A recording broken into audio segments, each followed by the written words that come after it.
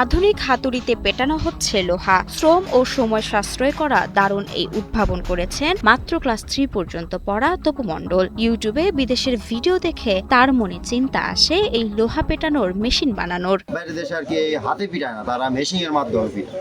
বাংলাদেশে কেন আমার কর্মকাররা এটা মেশিনের মাধ্যমে পিটাইতে পারবো না? পিতৃহারা যুবক, পড়াশোনা মাত্র তৃতীয় শ্রেণী পর্যন্ত। জীবিকার তাগিদে ছোটবেলা থেকেই নিয়োজিত ছিলেন লোহার ওয়ার্কশপের কাজে। সেই যুবকই এখন তৈরি করছেন বিশেষ এই মেশিন। ছোট থেকে আর কি লোহার ওয়ার্কশপে আর কি কাজ করি। তপু মণ্ডলের শ্বশুর পেশায় একজন কামার। শ্বশুরকে রোদে আগুনে পুড়ে পরিশ্রম করে লোহা পেটাতে দেখে দাগ কাটে তার মনে। আগুনের উত্তাপ আর ভারী হাতুড়ির ঘা কামার শিল্পের এই চিরাচরিত দৃশ্য দেখে তপুর মনে জেগেছিল এক নতুন ভাবনা। আমার বিয়ের পরে আমি দেখলাম যে আমার শ্বশুর আর কি কামার ডিপার্টমেন্টের কাজ করে।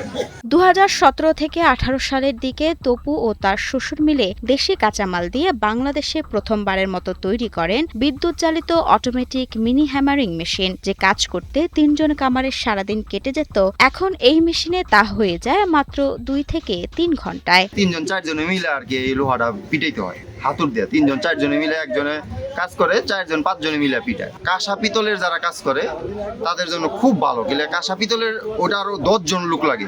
10 জনে মিলা বাইরা গেলে হালকা একটু ঠান্ডা হয়ে গেলে পিতল বা কাঁসা ফাইটা যায়। শুধু নিজের জন্য না, এই মেশিন এখন তৈরি করে বিক্রিও করেন তপু। একটি মেশিন বানাতে প্রায় 1,30,000 থেকে 35,000 টাকা খরচ হয় এবং 1.5 লাখ টাকায় বিক্রি করেন তিনি। 1.5 লাখ টাকা আর কি এটা বিক্রি করতেছি, দাম দিছি।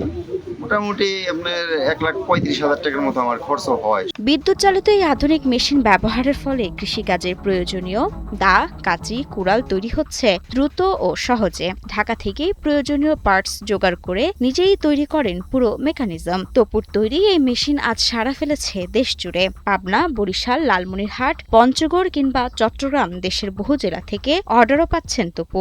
মিনি হ্যামারিং মেশিন যেটা আমি তৈরি করছি, এটা কর্মকারদের জন্য খুব হেল্পফুল হবে। উপযুক্ত সহযোগিতা ও পৃষ্ঠপোষকতা পেলে তপুর মতো তরুণ উদ্ভাবকদের হাত ধরেই এগিয়ে যাবে দেশীয় প্রযুক্তি ও কৃষিখাত।